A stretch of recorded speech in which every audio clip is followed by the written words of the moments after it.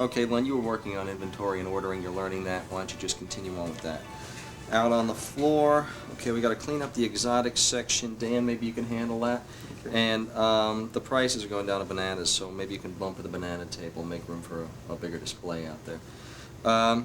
Mary Ann, we've got a whole bunch of asparagus coming in today, so if you can make room for that in the cooler, kind of clean up around in there.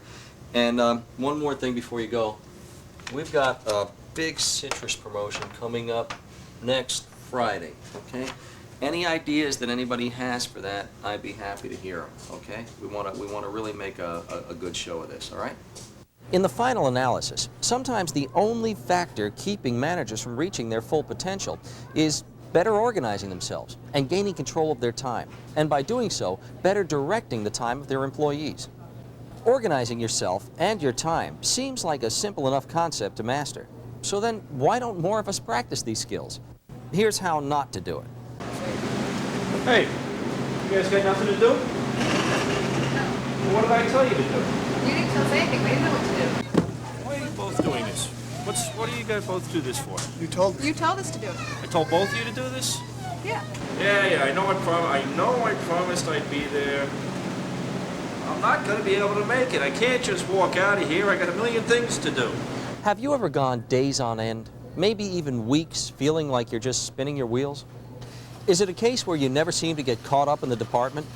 Do you feel that the pressures from all directions are caving in on you and there's no end in sight?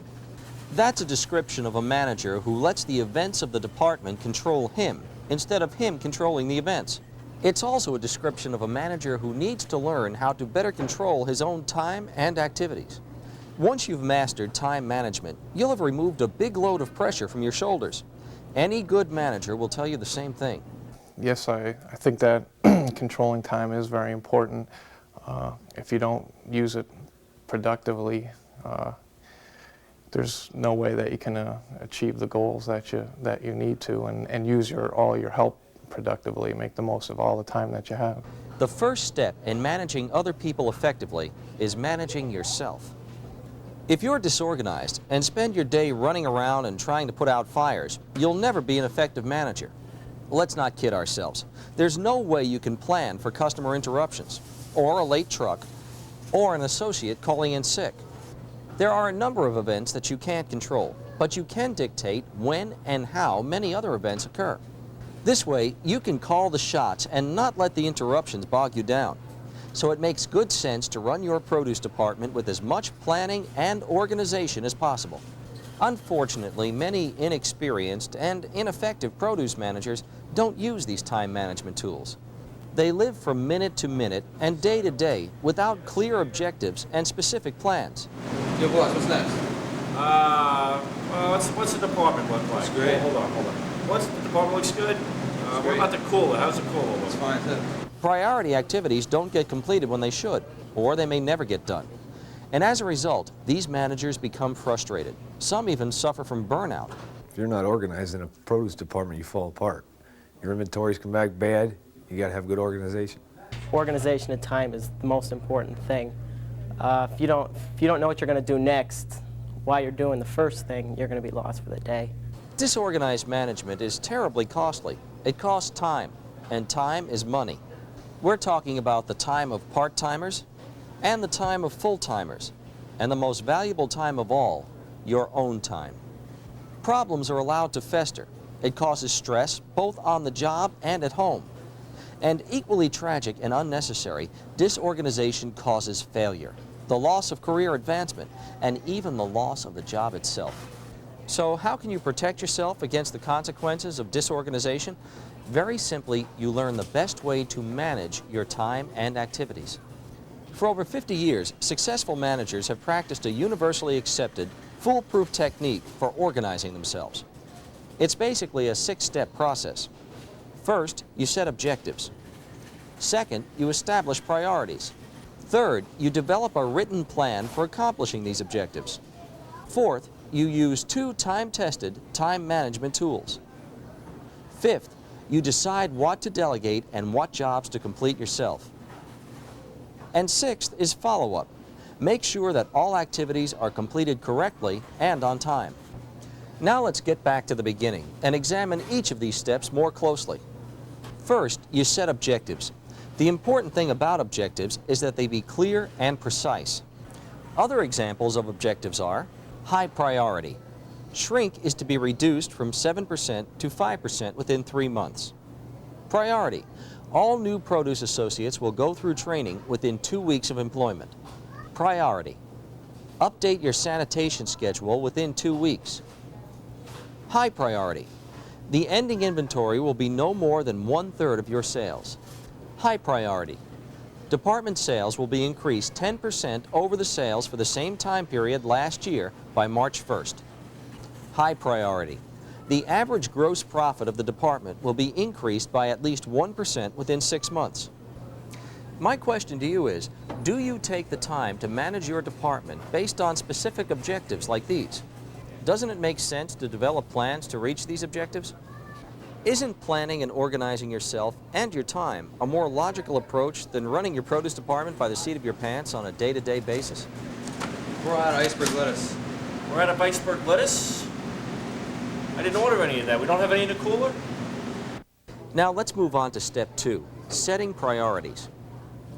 All this means is deciding which of your objectives are the most important and earmarking them for priority completion. Some objectives may have to be completed by tomorrow morning. Others can wait till next week or next month. Mark the most important objectives with high priority and the somewhat less important ones with priority. The third step is planning, and that is to develop a written plan for accomplishing each of these prioritized objectives. Let me show you an example. Reducing shrink. First, follow proper ordering procedure.